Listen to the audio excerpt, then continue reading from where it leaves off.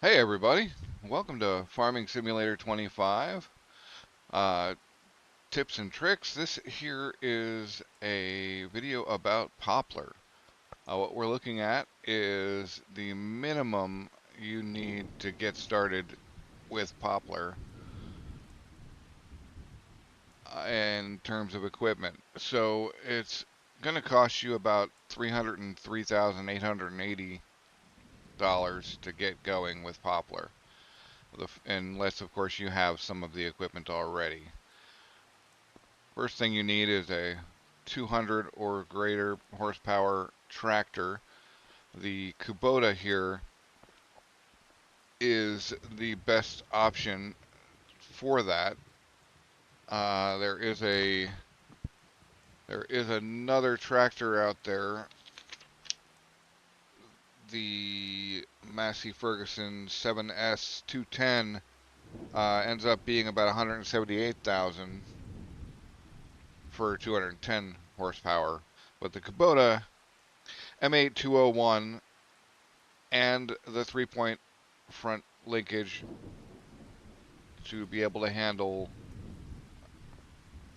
this guy here, the Anderson Group bumper. So we need the tractor, we need a front loader and a bale spike, or your choices may vary. You have a bunch of possible bale handling options here for your um, front loader. I will get into what I prefer later, but to start with, we have just your standard bale spike on our front loader here. And so this ends up being about 170,000 for the tractor itself, and the front loader attachment and the front loader itself, arms, and I've added a couple more options. I got medium wheels, but those aren't necessary. So unless you already have a 200 horsepower tractor, you're going to need at a minimum this Kubota here. You also need a Damcon PL75 planter and at least one pallet of poplar. These are about 280 each. And then you'll need a bale trailer. And like I said, this is the minimum equipment you need to get started. The bio baler is 99,500, and for another 14 or 1500 ish, this Anderson Group bumper is meant to ride on the front of your tractor and push the poplar down in front of you. Now, like I said, that's the minimum. You're always going to need a tractor capable of running the Damcon planter. But as far as harvesting goes, the bio baler is my least favorite way of doing it.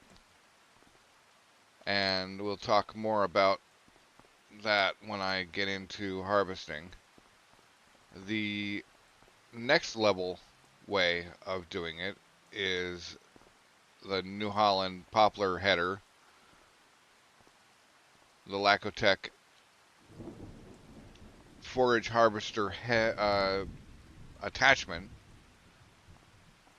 a nice big tractor that can handle this Lacotech, and a trailer of some sort. This is my preferred one in terms of this setup. And then finally we have the best way to harvest, which is a forage harvester pulling an auger trailer. Now there's only one auger trailer in the base game that can do wood chips, and it is this HAW SUW 5000. However, this thing is a beast. The trailer arm is a little short, and so it doesn't always turn very well, but it's still quite worth using in the long run. And we'll get into how that all works a bit later in the video. But first, we got to talk about planting. You need a field or an area. You can actually create fields with the planter, but it's easiest to do it with an already prepared field. So we will talk about that. Uh, it is good to fertilize, but we can fertilize after. And Poplar, after their latest patch, no longer gets damaged by your tractor wheels. So you no longer have to worry about that either. As far as picking up our bales, you can do it manually, or you can get a bale trailer, the auto stacker. The RBM 2000 is an auto stacker that picks up 24 bales and is quite nice and doing the job. Now, wood chips are only sellable, well, not only sellable, but the best price for wood chips is in January. So if you really want to make the money that has been advertised about running Poplar, you're going to need to have a way to store it. There's only there's no base game silos that hold wood chips, so you're going to have to dump them on the ground into a big pile if you want to store your wood chips until later, at which point you'll need to pick them up. Forage, uh, yeah, a forage trailer such as um, there's only one trailer out there, forage wagon trailer out there that actually handles wood chips, and that's the Tego 75. So that's one way to pick them up off the pile once you've laid them down for storage. Another way is your standard bucket, which is 1,000 liters on your front loader. And yet another way is this cutter bucket. Now this is the Flegel Ruby, and this thing holds 2,300 liters and does advertise as being able to carry wood chips. So that is an option to get them off the ground as well. I have not found a conveyor system that handles wood chips as of yet. Maybe maybe there will be a mod. I prefer using a skid steer loader over front loaders for most purposes, and that's just my preference. So if you see me using it, that's because I work with it better. So let's get planting. Okay, so planting poplar. The default for planting poplar, we're going to use steering assist, is 2.4 meters. And that creates rows that are 2 poplar saplings wide and does not actually maximize your space. If you go all the way down, you can go down to 1.2 meters and end up with a lot better maximization of space. You can actually see on the uh, steering map over here that there are little gaps in between the rows. There's three or four rows and then a little gap, and then 3 or 4 rows and then a little gap, and then 4 or 5 rows and a little gap. And this works out pretty well. Although if we go 1.4, we get a fairly even spread. So let's take a look at doing the AI worker planting of this. And we're going to tell the AI worker to plant this out at 1.2 meters, and we'll get to it. So, as you can see, this is the pattern it creates, and it creates these gaps. It's a fiddly work to fill those in, and if you start your planter and put it in the ground, you can see here, if I put my planter in the ground and then lift it up while I'm in already planted stuff, it actually leaves a space where it has actually torn out the original poplar, and that's because this prep blade area here is actually digging into the ground. So you don't want to place or lift, it's actually just lifting, but you don't want to lift the planter while you're in a row. So it is pretty fiddly work to fill in those gaps, and in my opinion, not really worth the effort. So if you do want to fill in the gaps, you put your right tire on this tractor, or on any tractor of this size, on the row that's right next to the gap, and you start planting. This won't work with the same way with bigger tractors or with different tires. And sometimes it only works right if you're going in one direction, either north or south or east or west, depending on how your field is laid out. The row will shift as you're planting. But if you did want to fill them in and do the fiddly work to do that, then set your planter to 1.2 meters, let your helper do it, and then go back and follow along in the rows.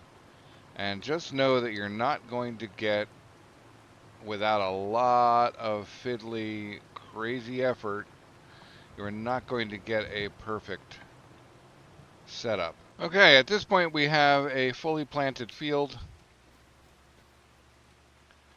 with every little bit filled in, which you will probably never see. And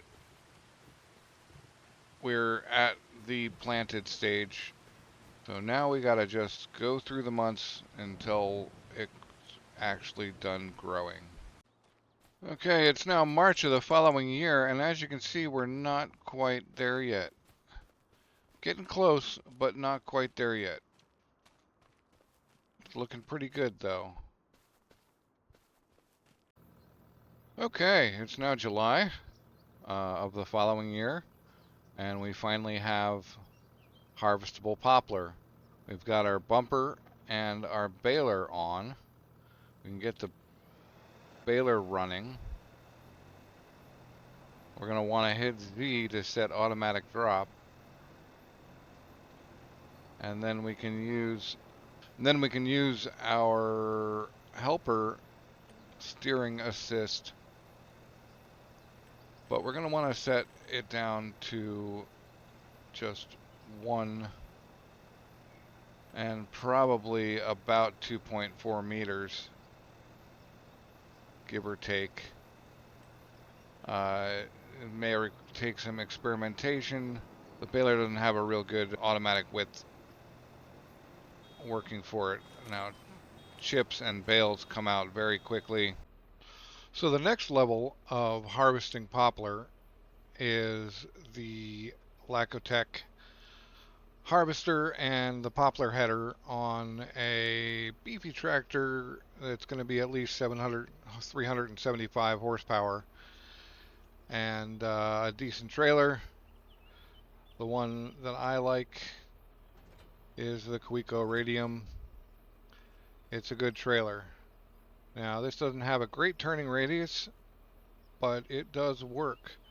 What you're going to want to do is lower both the Lacotech and the header, and then set your active tool to the Lacotech, because you can drive pretty quickly with both of them lowered, but when it's on, it's really, really slow. So You can regulate how fast you're able to drive by turning it on and off rather than by raising and lowering the headers.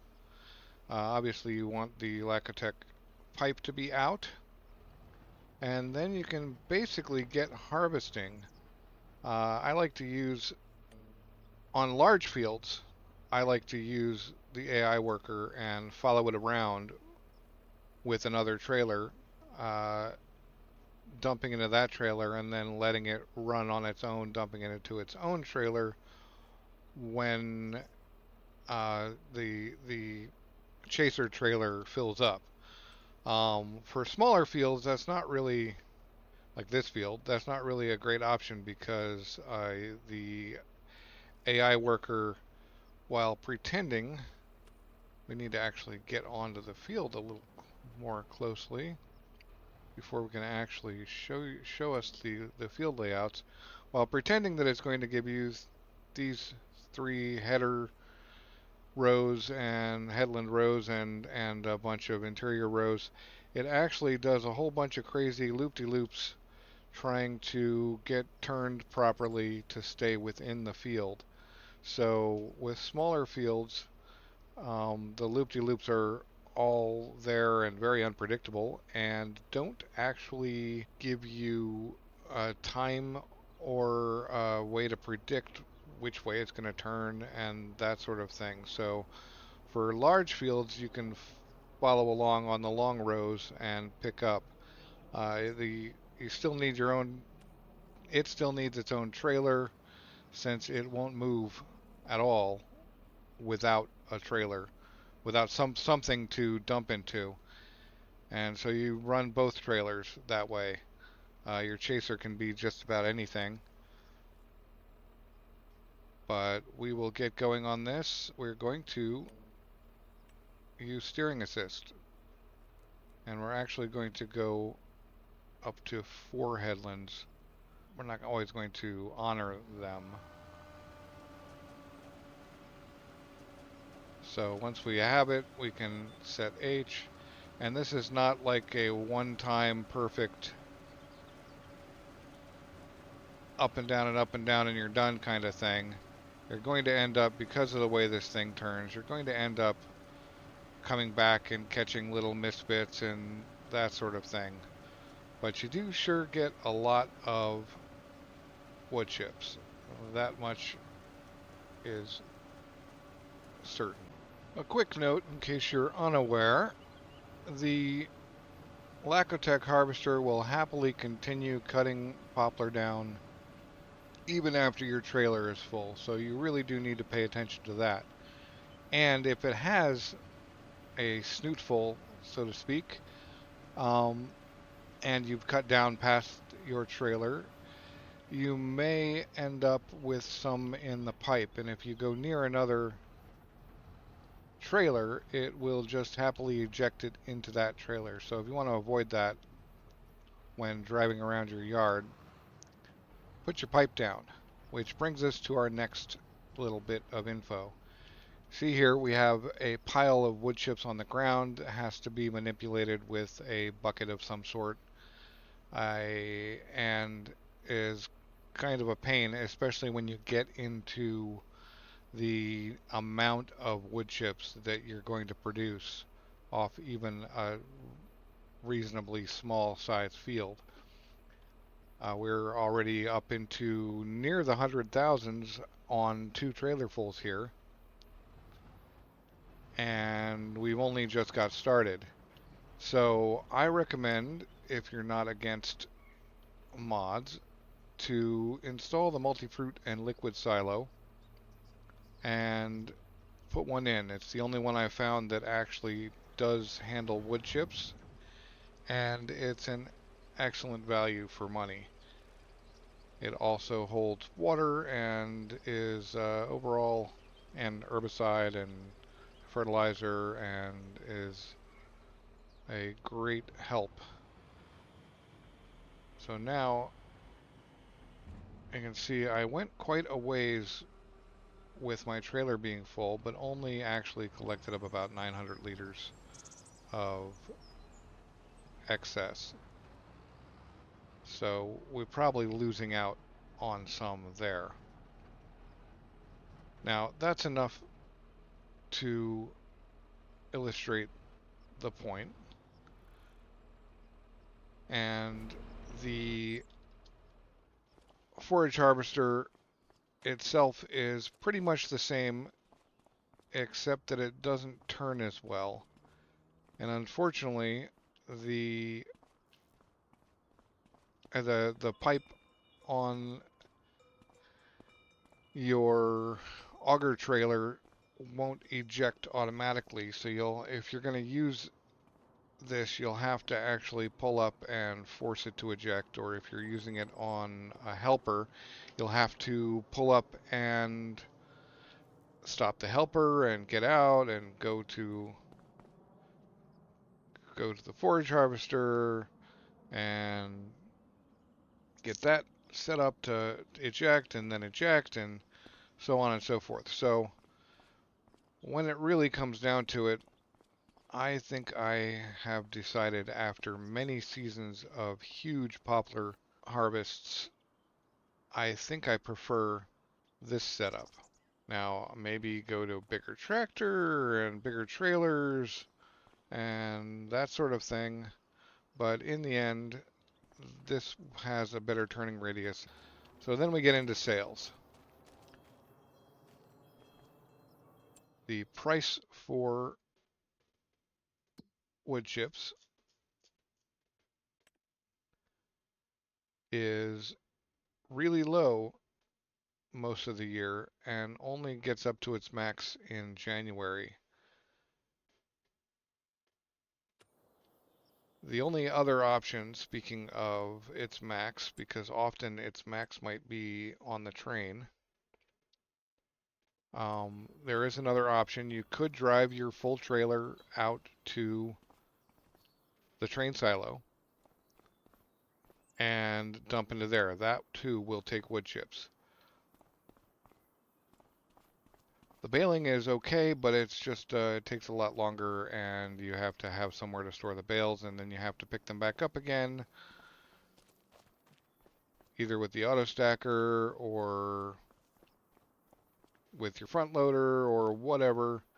But this is the most efficient setup with the silo. Okay, now here in January we've got our best price for wood chips, and selling is pretty much the same as selling anything else. We load up our trailer and we go to a location to sell. Now again, often the train is the best price, but in the case of wood chips, I often find that there are other places that are better. So, and the animal dealer in this case seems to be the best place this year. So on easy mode, each trailer load is going to, in this trailer, 47,000 liters, is going to give you about $77,000. On hard mode, that is going to be reduced to about $26,000 per trailer load, which is still amazing and well worth the effort. So they have apparently fixed the conveyor issue that I was having originally, and we can now load off the ground. This is a Lizard S710 combined with a Grimm SL8022 for about $43,000 all told. So this is not a bad option if you either don't want to use the modded silo or don't want to use a silo at all. I'm glad they figured it out finally.